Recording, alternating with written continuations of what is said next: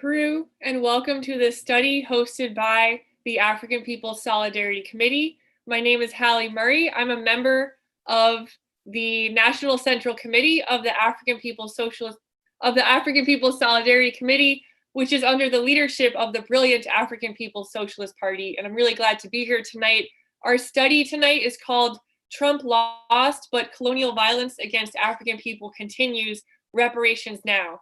And we will be discussing the history of how regular white citizens have betrayed and participated in violent attacks against Black communities in the US, but how white people can be part of building a different legacy by being organized under the leadership of the African working class-led struggle for justice and freedom.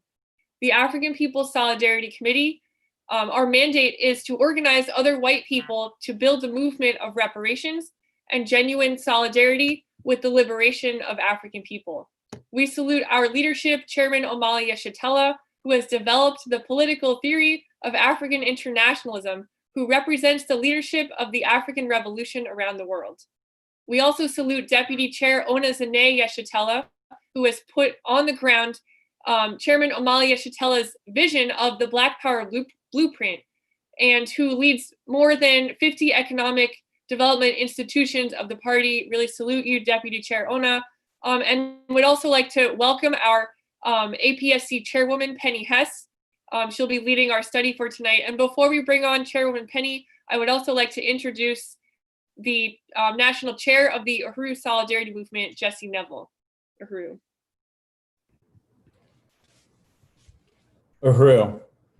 Uhuru. Thank you, Comrade Hallie.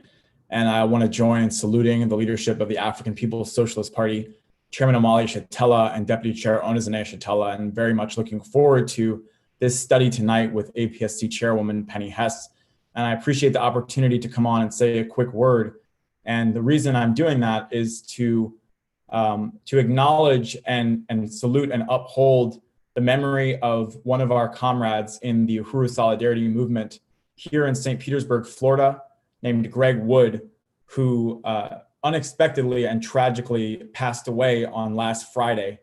And we want to express our profound condolences to the family of this comrade, to all of his friends, and also to say that we, as the Uhuru Solidarity Movement, loved this comrade deeply, and he was a very important part of our revolutionary family.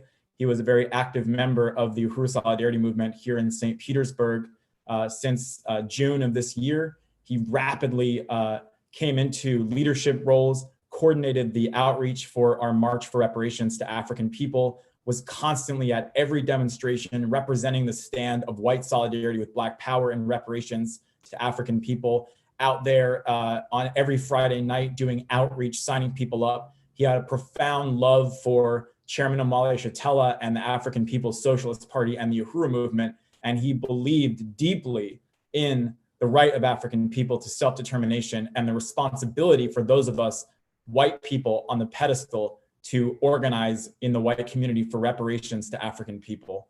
So we wanted to take this moment to memorialize this incredible comrade and to acknowledge this profound and tragic loss, and to say that the family of Comrade Greg Wood has put out a very moving tribute. If you go to Wood J. Gregory on Facebook, you can find the statement published by Christopher Wood, his brother, which actually put forward a call for people to contribute donations and reparations to the African People's Socialist Party in lieu of gifts for the family. This is what Greg's brother and his family are calling on people to do, which is a very, very powerful statement. So we want to encourage people to do that and to donate in honor of Comrade Greg as per his family's wishes by going to apspUhuru.org/donate and making a comment that you are donating in honor of Greg Wood.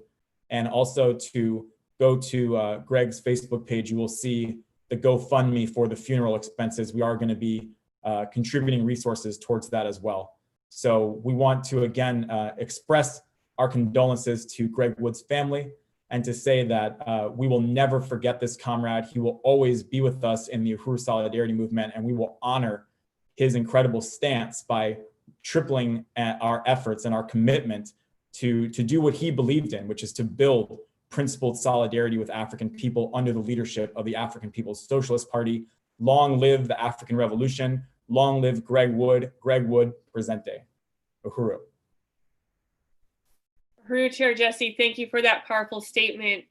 It's really tragic that this happened to one of our members, and I just unite with, it just makes me want to do this work even more, because that's the vision that Greg was building. So Uhuru, salute to Greg Wood, presente. And now I'd like to introduce as well Chairwoman Penny Hess. She is the chairwoman of the African People's Solidarity Committee. And when Penny was present at the founding conference of the Solidarity Committee that was led by the African People's Socialist Party and Chairman Omali Yeshitela, it's been around since 1976. This is an organization, a cadre organization of white people under the leadership of the party. And Chairwoman Penny Hess has been a member ever since that date. And in 2001, Penny published this profound, groundbreaking book called Overturning the Culture of Violence, written under the leadership of Chairman Omali Yeshitela, which details the complicity and participation of white people in the historical assaults and colonial violence against African and oppressed peoples that we white people participated in. So this is mandatory reading for all white people. And with that, I'd love to bring onto the stage Chairwoman Penny Hess. Thank you so much for being here tonight to lead this study. Uhuru. Uhuru, and thank you, Hallie. I also want to thank Jesse for those words about our comrade Greg Wood, and to say we just saw him in Washington, D.C. 10 days ago, marching in under the banner of reparations under the leadership of the Black is Back Coalition, and its march that was for Black Power Matters and down with colonialism. And it's so hard to believe this, and I do want to salute what a great comrade he was, and I want to give my condolences to his family. I do want to welcome everybody here tonight, and as always, I want to begin by saluting Chairman Omali Yeshitela, our leadership, the incredible leadership of Chairman Omali Yeshitela, Deputy Chair Onizane Yeshitela, who leads so much of the day-to-day work that all of us in the African People's Solidarity Committee and Uhuru Solidarity Movement are in. We work under her leadership and the leadership of her incredible office, and the entire African People's Socialist Party. The African People's Socialist Party formed the African People's Solidarity Committee in 1976, as was said. The African People's Socialist Party is fighting for power. It's fighting for political and economic power and the total and complete liberation of Africa and African people worldwide. And everything that I express or that I am able to understand and communicate with all of you tonight comes from the brilliant leadership of Chairman Omali Yeshitela, both in theory and in practice, and his political understandings of African internationalism. It was left to Chairman Omali Yeshitela to solve the problems of the revolution, of the Black Revolution of the 60s, in the period when revolution was the main trend in the whole world. There was an incredible sense of hope, of a vision for the future, of seeing the oppressed and colonized workers and peasants rising up around the world, and the African workers and indigenous people rising up inside the borders of the United States, fighting back US imperialism, fighting against colonialism, and the victory of the people. It was an incredible period, but as the chairman has summed up, the US government waged a vicious counterinsurgency, a war against the revolution, the war against the resistance of the people, the organization, the leaders that assassinated Malcolm X and Martin Luther King, and it has imprisoned many of the leaders of the Black Revolution of the 60s, some of whom, like Sundiata Acoli and others, are still in prison today. And the chairman has fought to solve the problems, to understand how the next time that African people fight the liberation struggle, that they will win, and they are winning. They are winning. And the Chairman Omali Yeshitela has fought tirelessly throughout 50 years. And today, more strenuously than ever, out there on the front lines. If you haven't seen Chairman Omali Yeshitela's studies on Sunday morning from 8 to 10 a.m. Eastern, please join that and see the brilliant analysis and political leadership the chairman is giving, and also every Wednesday afternoon at 3 o'clock Eastern. And the chairman just gave an amazing presentation today, and he has been doing so in the last period around the question of the elections, and such an amazing thing. And that the chairman has said that African people are not a race, but a nation of people forcibly dispersed around the world. And the African People's Solidarity Committee was created by the party as an organization, a front, or even a military flank of the African Revolution inside the belly of the beast. And that this APSC was created strategically to go behind enemy lines, to be the voice of Black power in whiteface, to win other white people, just like ourselves, to turn loose our unity with white power, with this vicious colonial government that we have always, the white people have always been in unity with, and to jump off the pedestal that we sit on the backs of African and oppressed peoples, and stand in genuine solidarity with the liberation of African people, and thereby all the oppressed and colonized peoples on the planet, and to pay reparations, unleash those stolen resources and turn them back over to the African Revolution, and which is the true redistribution of the wealth of the world. So the African People's Socialist Party created the African People's Solidarity Committee based on the understanding that capitalism was born of colonialism and imperialism.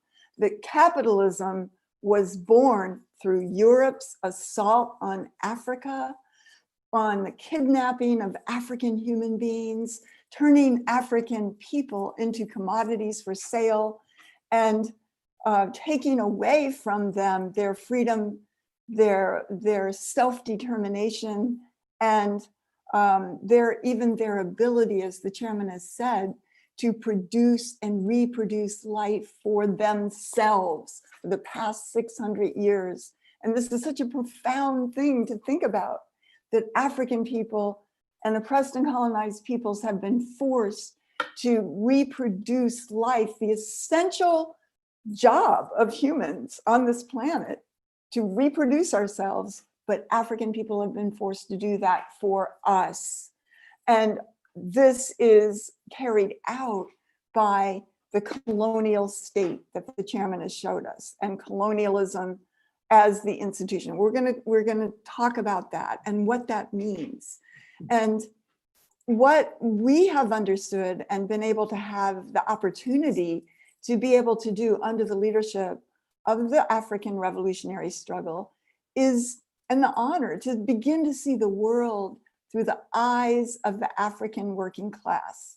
And this is why we as white people need theory. We need political theory, because everything about this system bombards us every single day to reinforce the ideas and the understandings of imperialism, of white power. And that when we look at the world as it really is, as Chairman Omali Yeshitela has told us, there are only 2 points of view: the oppressor and the oppressed, the colonizer and the colonized, the imperialist and the enslaved. And so we must begin, if we are going to face this world, and the resistance of African people is rising up profoundly, forcing us to come to grips with what the world is as it really is, not as we want to paint the picture as the subjects of history, but that we have to understand the political theory, the understanding, viewing the world through the point of view, the lens, and the interests of the African working class, which represents the oppressed and colonized working class of the world. So there's a war of ideas going on, and we've got to be prepared to do it.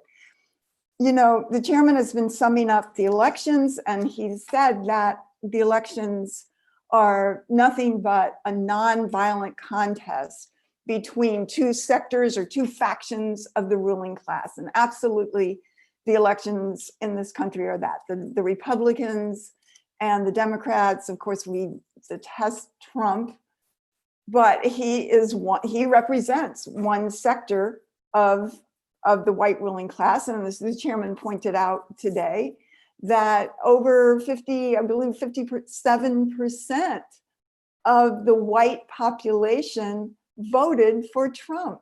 So he represents a huge sector of the white population in this country, but also Biden and Kamala Harris are also representatives of imperialism in every possible way. And that Trump may be gone, but colonialism continues in every way, and colonial violence. And we know that Biden and Harris support and are part of what the Pentagon does, the US military, and the daily assault on African people. Biden wrote the crime bill in 1995 and 1996 and was responsible for increasing the death penalty for certain things, and for the 3 strikes you're out laws that were instituted nationally as well as locally in most states throughout the country, which basically was only for African people, that once Africans would be charged with anything, then basically,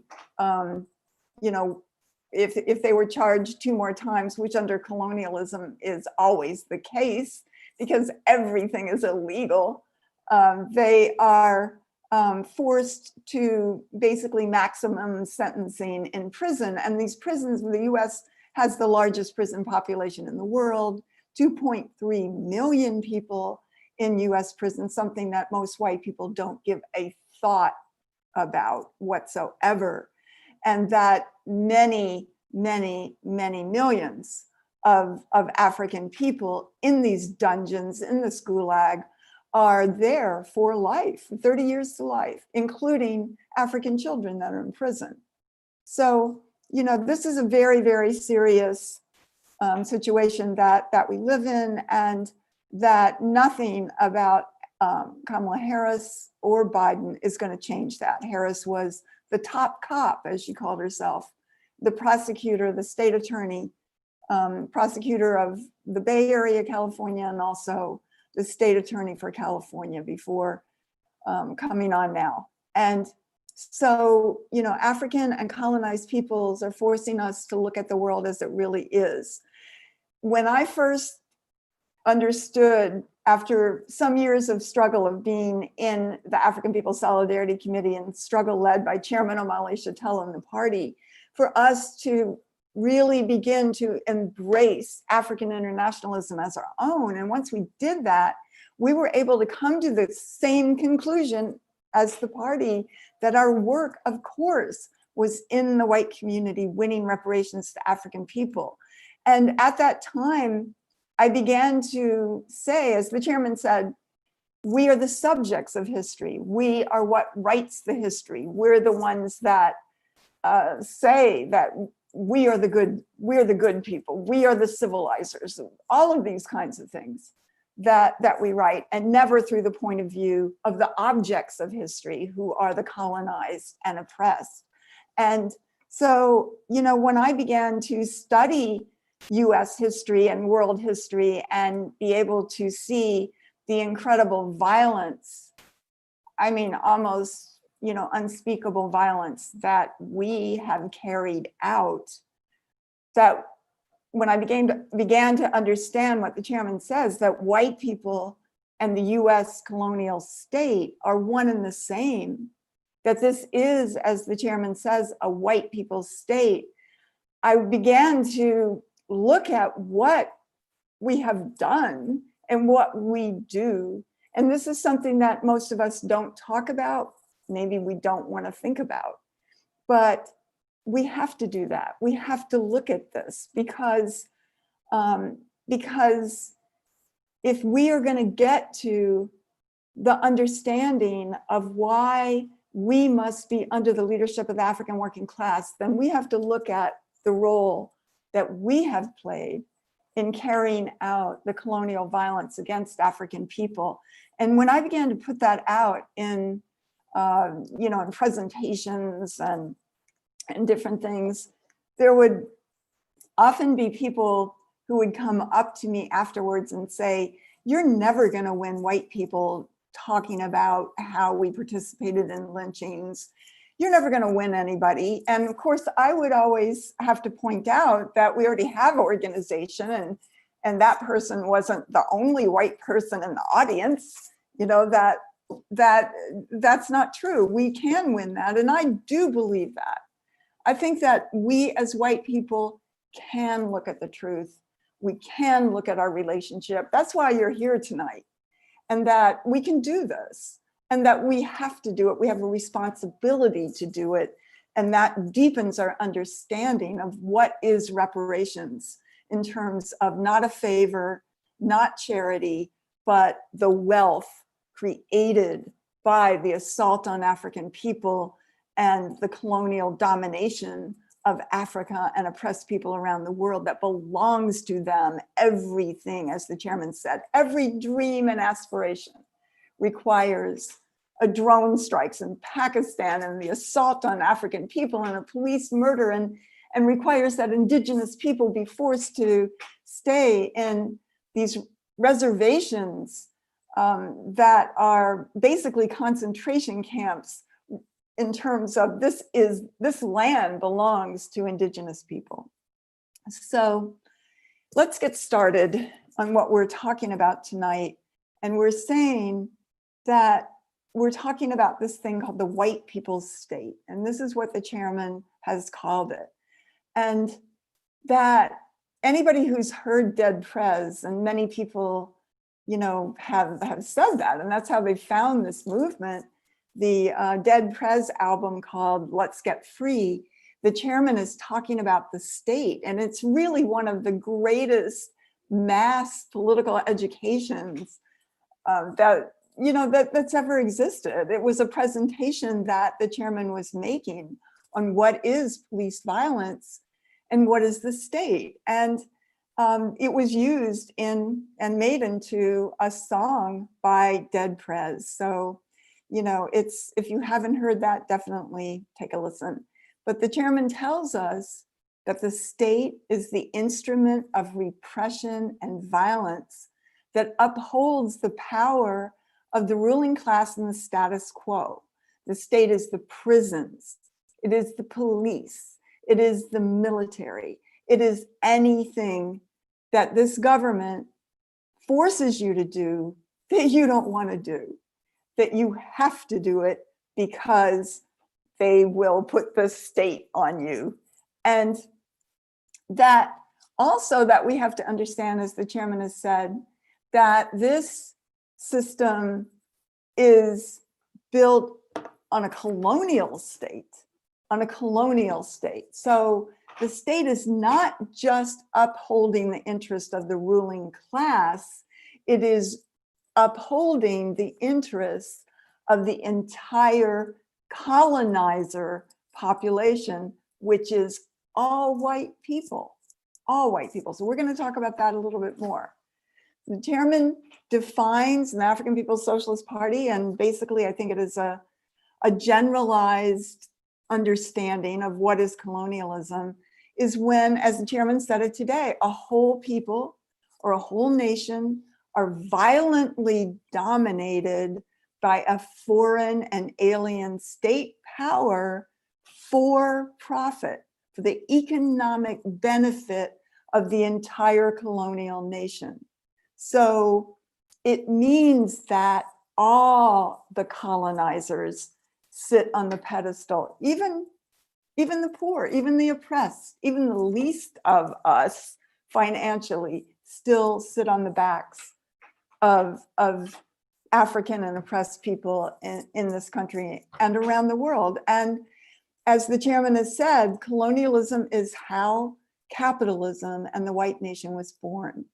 So when this, and by that, he means that Europe left the shores of Europe during the Middle Ages, when basically Europe was feudalism, under feudalism, and most white people were serfs forced to work the land in Europe, and people were poor. They had nothing. So how did Europe rescue itself? It rescued itself beginning in the early 1400s, when Portugal, which began the assault on Africa, taking hundreds of tons of gold out of Africa, and then beginning rapidly taking out, kidnapping and assaulting African human beings for sale.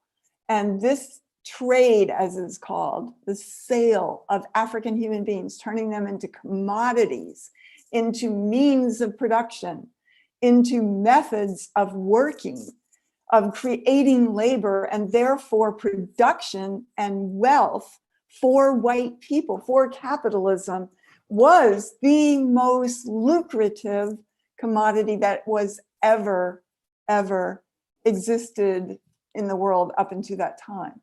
And it was the basis for the formation of Wall Street and the City of London and all of the stock markets and the financial wealth of Europe burst into being based on this assault on Africa, and then the assault on the indigenous people, the genocide carried out, the brutal genocide carried out with the total complicity of the white population in this country against the indigenous people, and the theft of their land, and the colonization of the majority of the planet Earth, just bringing every possible resource into Europe, into ultimately the United States and white power.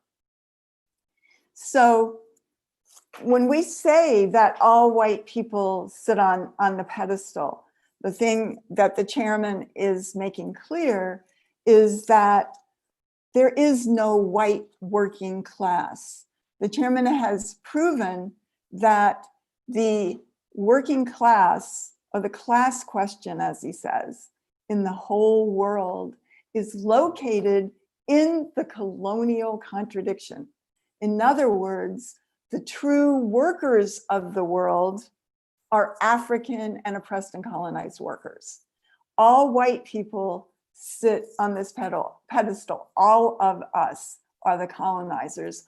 All of us have historically had unity with our government and carried out the most intense and brutal violence against African people, indigenous people, and others. All of us have. So colonialism means that the entire white or European nation sits on the pedestal of the exploitation of the colonized, the stolen land, stolen resources, stolen labor, stolen intellectual property, everything taken brutally through violence from African people and used by white people as if it were our own. So the colonial state in this country rests on the backs of African people, and it protects the interests of the entire white population. And we and this state have been won. So a white people's state. So let's talk about that. You know, this is the just about the 100th, actually 2021 will be the 100th anniversary of the brutal white people's assault in Tulsa, Oklahoma, where African people had what was called the Black Wall Street. They had this section called the Greenwood neighborhood, where they had buildings, they had banks. African people owned oil wells. They had a tremendous amount of wealth and businesses and hotels and, you know, just a huge economy that was by and for the African community. And it, you know, there were Africans who lived in mansions, but it's also known that in the neighborhood, in the area of Greenwood, that African people who had wealth took care of the entire community. It was very collective, and they had funds for widows and for orphans and for children and education funds and many different kinds of things. And what happened in 1921, first of all, was white working people did not want to see, as well as the bourgeoisie, did not want to see wealth in the hands of African people. And this is not unusual, because this has happened all over the United States. But a white woman accused an African man of looking at her. African people were supposed to always look down in the face of white people. And it sparked, as white women knew, it always knew it would do that. It sparked just a wave of incredible terror, murder, and slaughter against the African community. All it took was a word from a white woman, just like with Emmett Till. A white woman later confessed that she made that up, that he looked at her. The murder of Emmett Till, and so many of the lynchings and other kinds of violence that white people have carried out against African people have been launched by white women. So in 1921, when this white woman, claimed that an African man looked at her, white people used that as an excuse to burn down, to totally destroy the houses, the businesses, all of the wealth.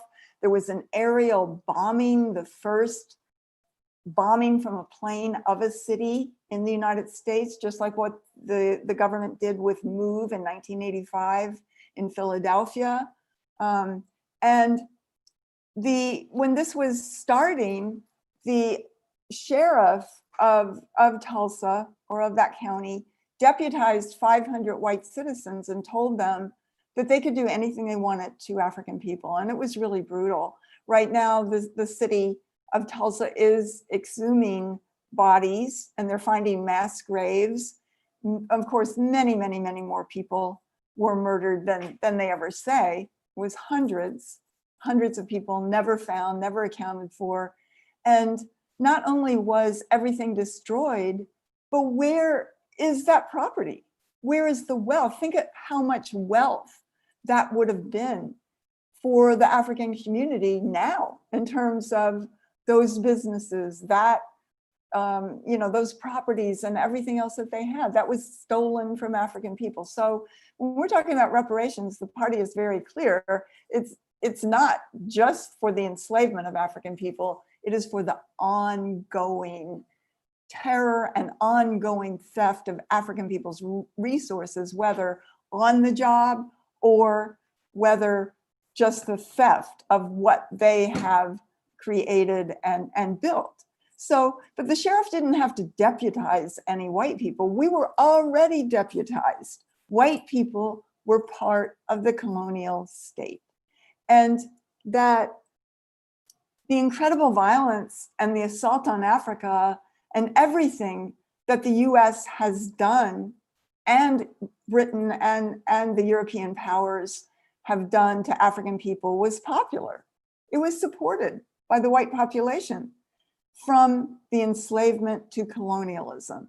And, you know, people say, well, there was the abolition movement, but when we really even look at the abolition movement, that was actually not a movement in solidarity with justice or power or resources for African people. The abolition movement was a movement for a turn to actually colonize African people in Africa, or other ways of the colonial domination of African people. It was transferring from the system of chattel slavery to direct colonialism. And one example of that is William Wilberforce. In Britain, there are statues to him. He is considered the great liberator. He was the abolitionist, etc. He's also the person who founded, quote, Sierra Leone. He colonized Sierra Leone, a section of Africa that he named. Sierra Leone doesn't even mean anything. It's not in any language. It's something he imposed on it. And he is the one that created the colonization of African people in what is now called Sierra Leone. So, you know, there was nothing principled about white people standing in solidarity or, you know, or supporting the abolition movement. And white people had their own interest in doing so. So, you know, we know that as Europe began attacking Africa, as the chairman says, then resources were coming into Europe, and the serfs and feudalism began to transform into what was called the bourgeoisie. And the bourgeoisie referred to white people who lived in cities, because it comes from the French term, an old French term for city, the bourge. And that this meant a different kind of economy was building up based on the incredible wealth that was coming into Europe from the enslavement of African people and the assault on Africa. And it was popular. You know, white people who could get off the farm, who could get out of feudalism, they headed straight for the cities, and they had, you know, selling their pies, or, you know, all these different kinds of things that we read about, or they had jobs in factories, and suddenly it transferred into cotton because of Africans producing cotton in the colonies and in the Caribbean, that created this linen and cotton fabric that had to be milled and produced in Europe.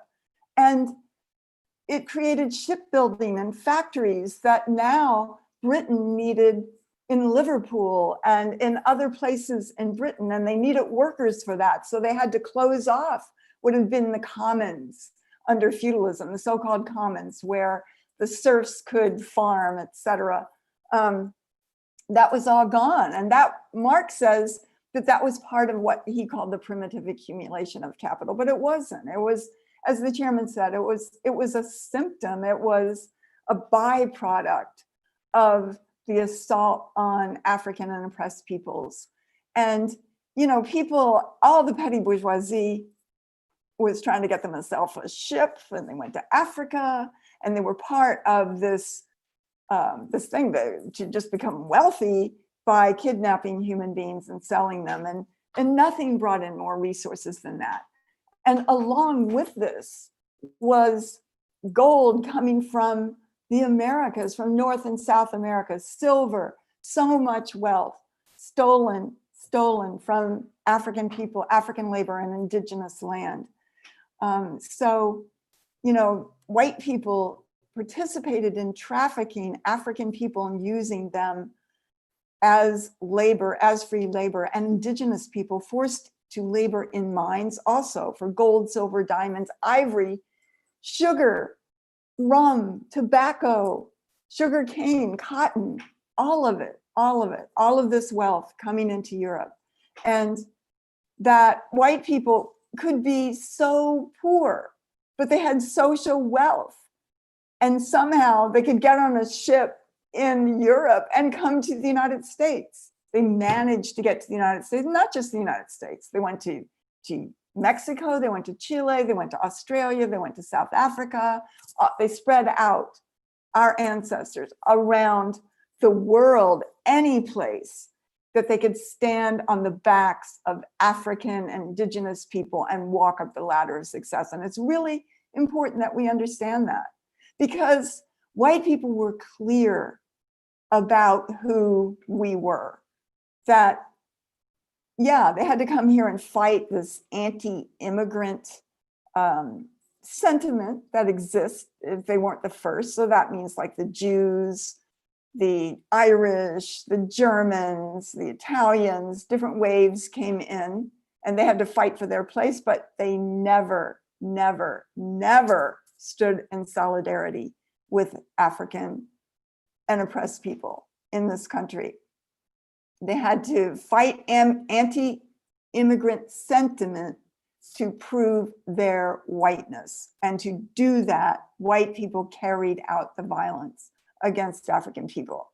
So in this country, not just what were called slave masters, not just white people who owned African human beings had the power of life and death over African people, but every white person had that power. If an African escaped, any white person could capture them, bring them back, and make money doing that. They could be the slave catchers. That was a way to walk up the ladder of success. Little girls, little white girls, could determine if African people could live or die. If they saw an African person walking down the street, they could have them arrested or taken in. White children, including girls, were taught how to properly beat and torture African people as part of grooming them to be the owners of African human being, but it was also something that any white person could do. In fact, in the South, if it was considered that an African person did something and the owner of that person, the white person, did not beat them, the state would come in and they would hire white people who would come in and beat them. And this is, this is what it is, the white people's state. Even little white children had power of life and death over African people.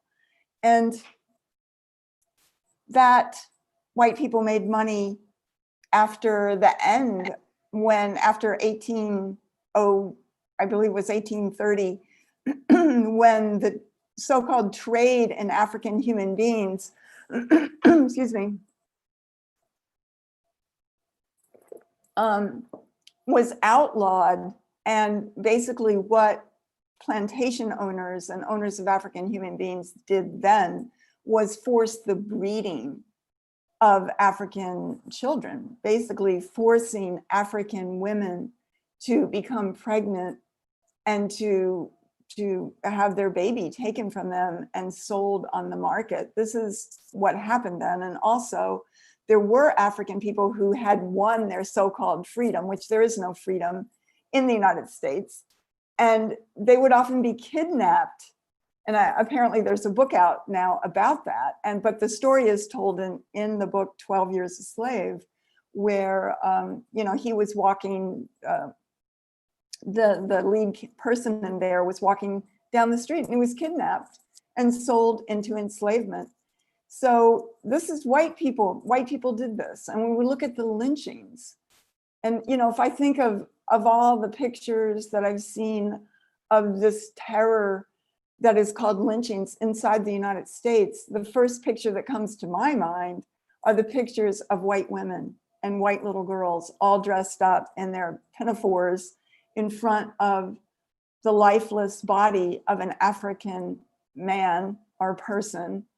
That white women instigated it. Huge numbers of people white people gathered, up to 10,000 or more. They had bands playing. They cut off ears and organs and fingers and of the person being tortured and put them up for sale.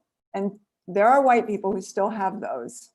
And this is the reality of what what we are and what we have done. And no white person was ever arrested for that. A lot of the books by the Communist Party, by the way, always try to they try to basically apologize for white people who did this. And they say, well, these were white working people. And they always did the lynchings when there were times of recession or depression and there wasn't enough money. And and they were duped. They were duped to see their enemy as being African people and not, their own bosses. But the fact is, no, white people were very clear. It happened 100% of the time. And again, nobody was ever arrested. In fact, the first anti-lynch law was passed by the House and Senate this year, in 2020, in early 2020. But of course, Trump has never signed it into law. But it was never passed when it was common that African people could just be tortured and murdered at will. So, we have that. We have convict leasing, which was completely supported and participated in by white people who would participate in carrying out and enforcing the Jim Crow laws, as they're called, that could have African people, including women and little children, forced into, again, another form of slavery, into forced labor. There are pictures that you can see on the internet of little, practically toddlers in striped suits working in the fields as part of convict leasing. And young African people were hogtied, they were beaten to death, they were worked to death. Their slogan was, "One dies, get another." White people could lease an African, and no white person was ever convicted for murdering an African or working them to death. They could legally brutalize them. And this built so much wealth that shortly after the Civil War, the former plantation owners were richer than they had ever been, due to the wealth brought in by what is called convict leasing. You must read about that. And that when we look at the history, I've just been reading the history of St. Louis, white vigilantes, when we see the Dylan Roof and the Kyle Rittenhouse, that's just the basis of what this country was. White people were armed. I was reading in a book that 80% of the genocide against the indigenous people was carried out by white civilians. And in the state of California, but not just the state of California, almost every state in the United States paid with taxpayers' money at least $100 for the scalps of indigenous people in the 1850s and during the 1800s. And white people made millions or thousands of dollars doing that, murdering this, carrying out the genocide of the indigenous people. And that also, that the sex trafficking of indigenous people was something else that made a lot of money for white people. And you can read about these things. It's in the history books. So the chairman's definition of the white people's state, and he has talked about this, he hasn't written about it a lot yet, but I know he will be. But the chairman says the white people's state, white people became the armies, slave catchers and Texas Rangers, the group of white citizens who took the land from the Mexicans, the emergence of the US state at the expense of the rights of colonized people. The white nationalist bourgeois state came into existence through African slavery, the enslavement of African people, the expropriation of the land from the indigenous and Mexican people, the state acts differently towards you, meaning us, meaning white people. We don't experience what African people experience in the face of the state. It achieves its definition through keeping African people enslaved, stealing the land from the Mexican and indigenous people. And the chairman said, and this was a presentation he gave a few years ago, you know, he said that Lenin and others criticized the concept of a people's state. They said that didn't exist. But the state is the state instrument of the ruling class. But Engels, Frederick Engels, who worked with Marx, said that in the US it was different. And he said in America, you did have a people's state, which means a white people's state. In the US, the state was the white people's state. The Klan is the police without uniform, and now the police are the Klan with uniforms. White people are automatically deputized. So the sheriff of Tulsa didn't need to deputize anyone. We already had the power to be the state. And that many writers, anti-colonial writers or other Africans have wondered over the years, why do white working and poor people never align themselves or work in solidarity with the struggle of African people? Why would that be? And in W.B. Du Bois' book, Black Reconstruction in America, he has a whole chapter on white workers. And you know, he quotes all these different people talking about the fact that there, in the South at the time of the Civil War, there were 5 million really, really dirt poor white people.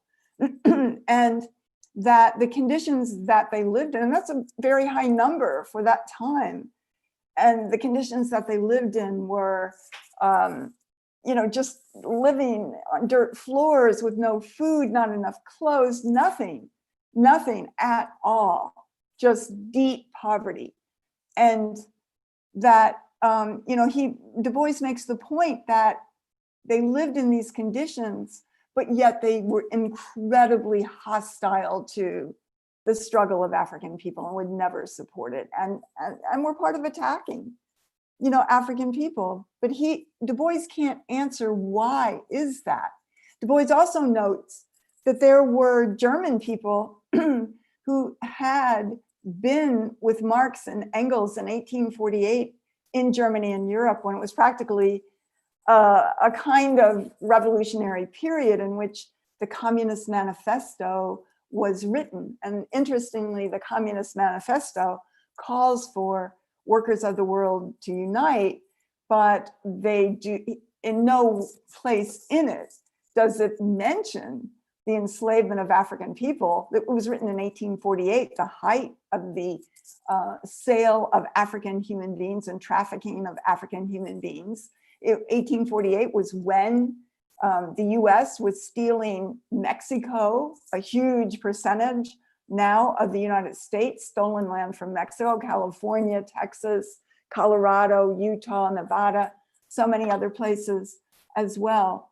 And it was also at the height of when England, when Britain was attempting to impose opium on China and fought what was called the Opium Wars to basically colonize China under their domination. All of this was happening. It was known, it was in the newspapers, but it is not mentioned in the Communist Manifesto.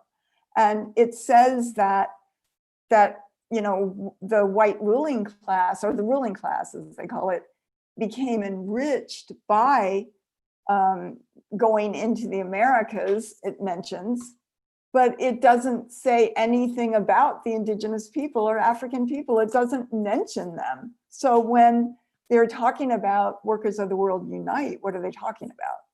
They're talking about white people sitting in the heart of imperialism, sitting on the pedestal of the true workers of the world who were forced to bring out the rubber and bring out the diamonds and the ivory and everything else that Africans had to produce and cut and, and just be able to mine and do all of these things as forced labor that built the wealth of Europe and white people everywhere. So that is never mentioned, but the reality is that there were these Marxists, these alleged communists, they call themselves communists, who came to the United States, and a lot of them came to St. Louis, where we are now, which was actually in the 1800s. St. Louis was the command central for the genocidal wars against the indigenous people spreading out all over the United States, even going to California.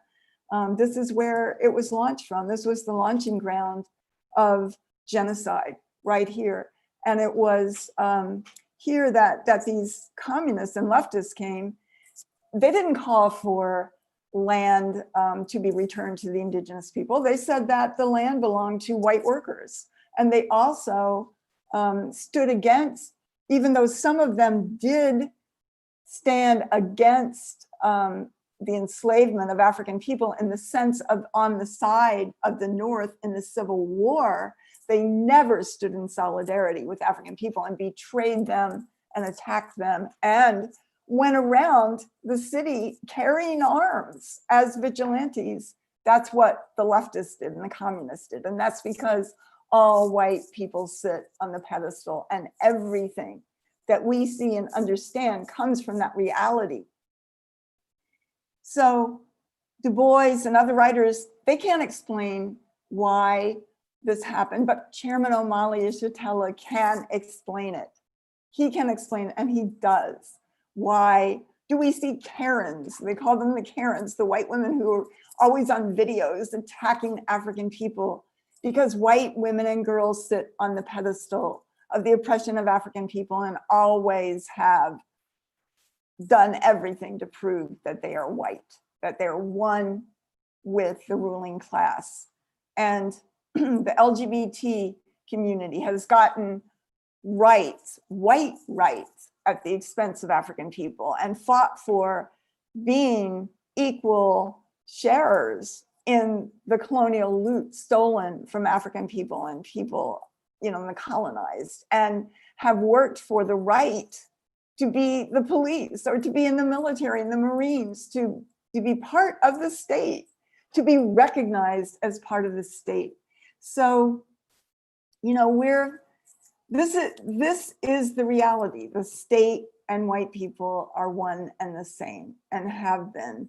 And it took the incredible Black Revolution of the 1960s in this country to force the US government to make it so that every white person couldn't obviously carry out the power of life and death over every African person. That was put into the state. And so now white people vote in 3 strikes you're out, higher penalties for African people, mandatory minimums, 30 years to life for African people, dungeons, incredible prisons where Kamala Harris was. California in earlier years had the highest prison population in the United States, and I think right now it's about second.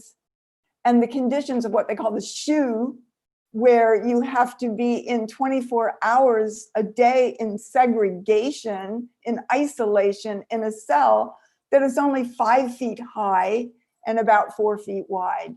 There are thousands of African and Mexican people who are in those conditions right now. This is inside this country, and that is never an issue of white workers, of working white people. It's not on our minds, because this is colonialism, and we sit on the pedestal of the African people. And I also want to say that as part of the white state, we have stolen, not only part of stealing the land and committing genocide against indigenous people, but stealing all wealth that African people have managed to accumulate under colonialism. And Africans brilliantly, all over this country, after that, well, beginning with what is called the Reconstruction, despite the terror that was being waged against them, and then through what the chairman talked about today, it was called the Exodustus, where Africans basically went to places throughout the US, many small towns, so they could just live together and have their own economy. And so many of these were assaulted, burned down, just like Tulsa, and all of that property was stolen. After the end of the Civil War, the US government, for a minute under Lincoln, gave this what's now called 40 acres and a mule. It was the Special Field Order 15, 400,000 acres that was given to Africans who had been enslaved. It was seafront property from South Carolina to northern Florida. It was 30 miles in, it was the coast and 30 miles in. And, you know, within a few months, the US government took that right back, and already 40,000 Africans were living there and farming it. Immediately went there. The day on January 1st, 1866, when it was given, they immediately went there and began farming the land and working the land and were pushed off. How much would that be worth now? How much would that be worth? That would be worth billions and trillions of dollars. Prime waterfront property for hundreds of miles. And we look at the wealth of Tulsa, Ocoee, Florida, where Africans were slaughtered just for trying to vote in 1920, and all of their property stolen. And family members who are alive today, according to an article that Chairman had sent out, I believe it was in Washington Post, said that, you know, the property that was stolen from them would be worth $750,000 today. Just, you know, what that is in Central Florida now, near Orlando. We have Rosewood, Florida. We have the brutal terror that white working people carried out in East St. Louis, right across the Mississippi River from here, and in St. Louis as well, over and over again, not only by gangs and armed, versions of the state of white people against African people, but the city itself, with the support of the white population. You know, right now they're building the National Geospatial Intelligence Agency, a super secret spy agency that perfects drone strikes throughout the world in North St. Louis. And they wiped out, I believe it was 250 people's houses. And it's just all flat, and they're building that there now. But that's not the first time they've done that. They did the same thing to a neighborhood that was called Mill Creek Valley, near downtown, and actually where the so-called arch is now, which is a symbol of imperialism, manifest destiny, and genocide. That was an African community that had the Booker T. Washington Hotel, and they had clubs and jazz clubs and a hospital and schools and all kinds of an economy. The city just came in and flattened that and pushed African people out. There's much more to say about that, and I would like to give more of the history of this St. Louis place in terms of what that has meant to African and Indigenous people. In St. Pete, Florida, they did the same thing with building the Tropicana Dome on top of a vibrant African community called the gas plant. So we have property stolen and gone into the wealth, the social wealth and the individual wealth and pockets of white people. We have 95% of the land of African farmers stolen. We just see now, that the city of Philadelphia is so-called making an apology for the bombing of MOVE, which destroyed, that was an aerial bombing, that 11 African women and children and men were burned to death and shot to death and killed in that. Their house was burned. In fact, the entire neighborhood, 60 houses were burned in that African neighborhood. There are And that was the second assault. The first one, that was in 1985. The second one was in 1978. And the African community was brutalized. And many of the Africans who were members of MOVE were forced to spend their lives in prison, some of whom just got out, including Delbert Africa, who died just weeks after he was released. And they're saying that they're going to apologize. They're going to apologize. African people are owed reparations, much more than apology. And that's why the chairman has made it clear that the problem is not racism. When we look at our history, look what we have done, and we say that racism is the cure for that. This is colonialism. This is the state, and we have been part of it. And one of the points that imperialist law says is that the punishment must fit the crime. But we're saying, when we look what we've been part of doing, and I've barely touched the surface of this, but this is all in our DNA. This is all in our history. This is in everything we have. This country is soaked in the blood of African people, indigenous people. There's no getting away from that. There's no escaping it. This is the reality, and it's been forced to the surface by the leadership of the Party of the African Working Class, Chairman Omali Yeshitela, defining the question of colonialism and winning it and out there, and the work of the Office of Deputy Chair Yeshitela and her leadership in the party, putting the Black Power Blueprint as an anti-colonial project for dual and contending power, political and economic power in the hands of the African working class on the ground, unlike anything else in the whole world, that it has been the party that has made it clear and forced this country and white people to use the term colonialism. There has never been a situation where mass murder, genocide, enslavement, just, making people work for hundreds of years for my benefit, not for theirs, thinking of the depth of what that means and how colonialism affects every single aspect of a person's life. And that we would say that then the answer is for us to do a class on unlearning racism, that we would, that African people would say, that now the solution and the punishment to this is going to be in the hands of the perpetrators of the crime? No way, that can't happen, because this is part and parcel of a whole system that has to go. It cannot be reformed. It can't be reformed because it was born this way. This is how it was born. This is how the chairman has said it. This is why we, as white people, as the colonizer, have to be under the leadership of the African Revolution. And the African Revolution is uniting African people around the world and all colonized people and workers to join it, to take down imperialism. It's got to go. And to liberate Africa, to liberate what is called the Americas that belong to the indigenous people, Asia, the Arab world. Imperialism has got to go, and it's in a crisis.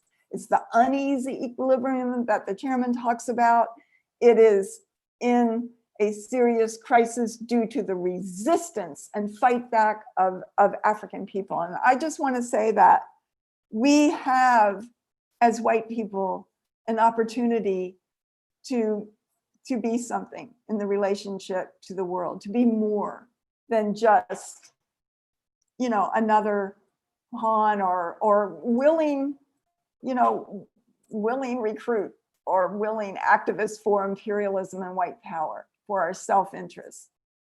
We have an opportunity to recognize that imperialism has wiped out hundreds of millions of people on this planet. It has wiped out whole bodies of science and understandings that can never be recaptured.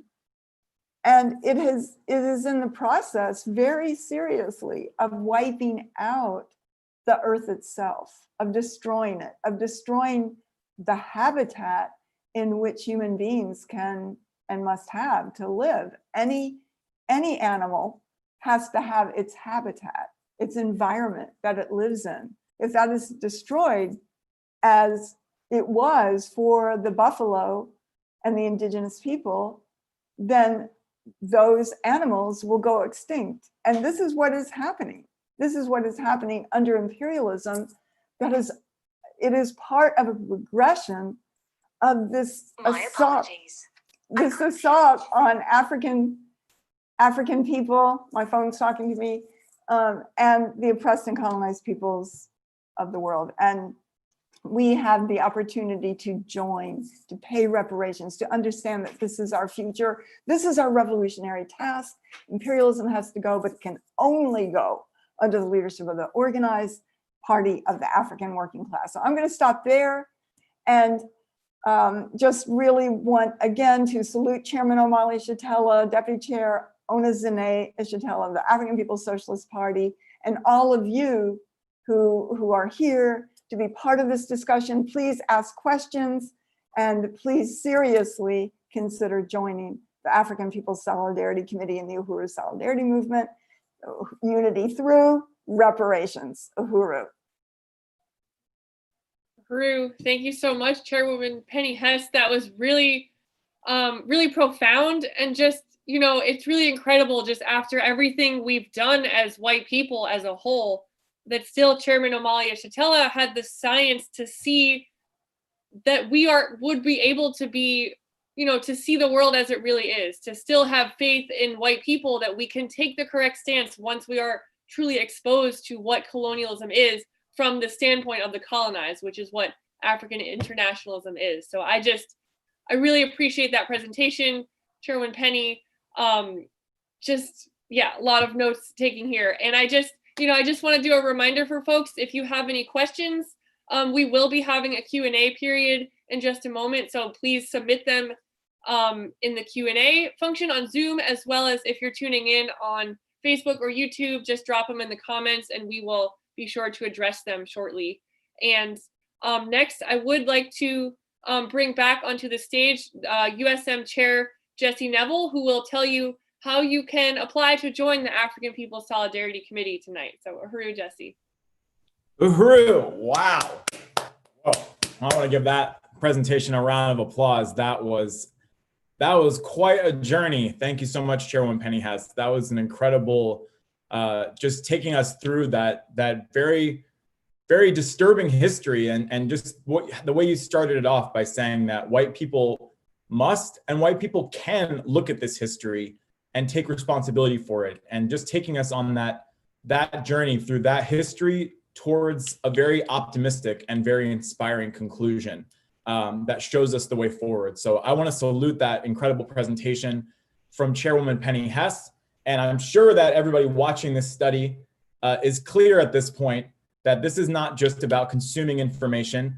This is a call to action to those of us in the white community. And I want to just salute Chairman Omali Yeshitela for creating the African People's Solidarity Committee for this brilliant strategy of extending the African Revolution into white society and basically weakening the white people's state from within by building the Black Power movement inside of the white oppressor nation.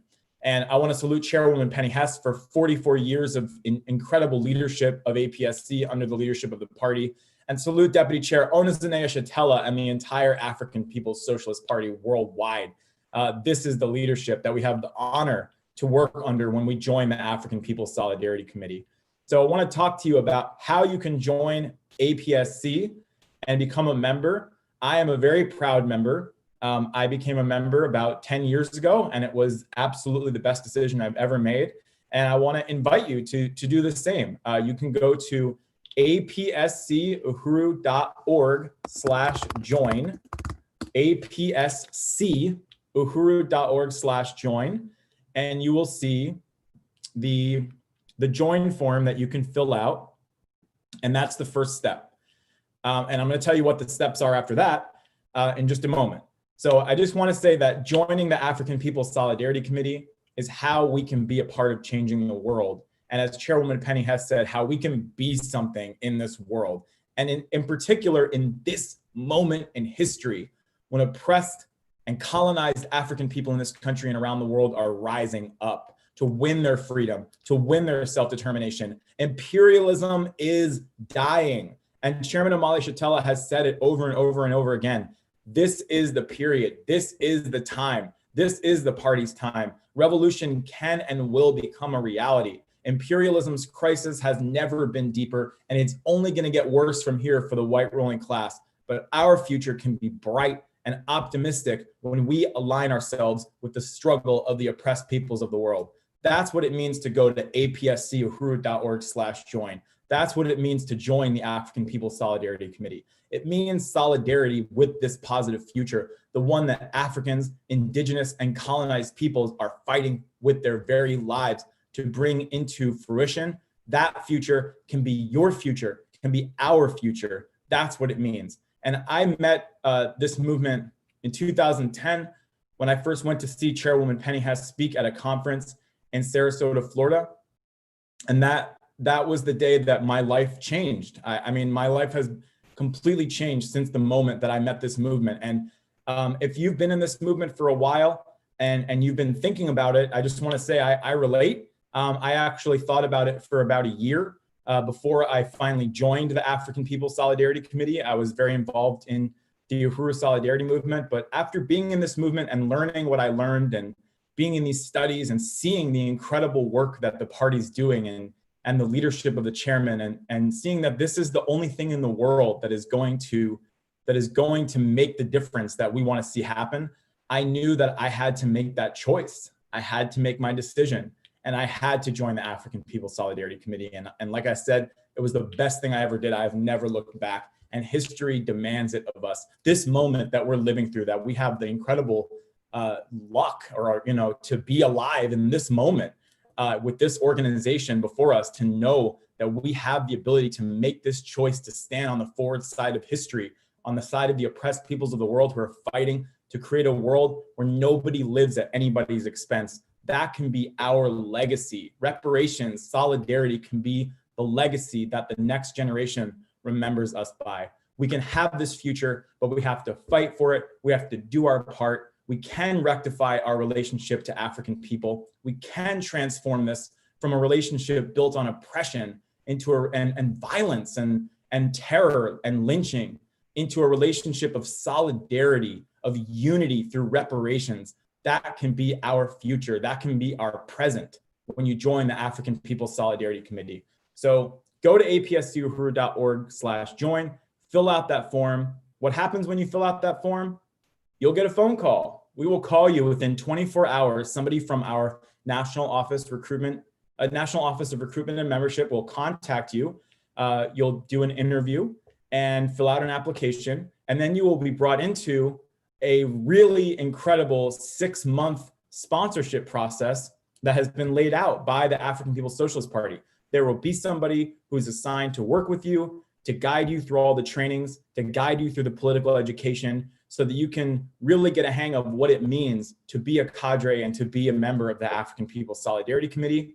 And that's what it's all about. It's an incredible process. It's an incredible experience. And really, it never ends. It continues being incredible. It's a thrilling experience. As a member of the African People's Solidarity Committee for the past 10 years, I can say there's never a boring day. Every single day of your life is exciting, is exhilarating, is interesting. And you have to sort of pinch yourself sometimes, because it's almost hard to believe that you found your way into the revolution that is making history and changing the world. So join us, join the African People's Solidarity Committee. Every day becomes one day closer to victory for the African Revolution. Join APSC, apsc.uhuru.org/join. Thank you, Chairwoman Penny Hess, for the incredible study. Long live the African People's Socialist Party, and long live Chairman Omali Yeshitela. Uhuru.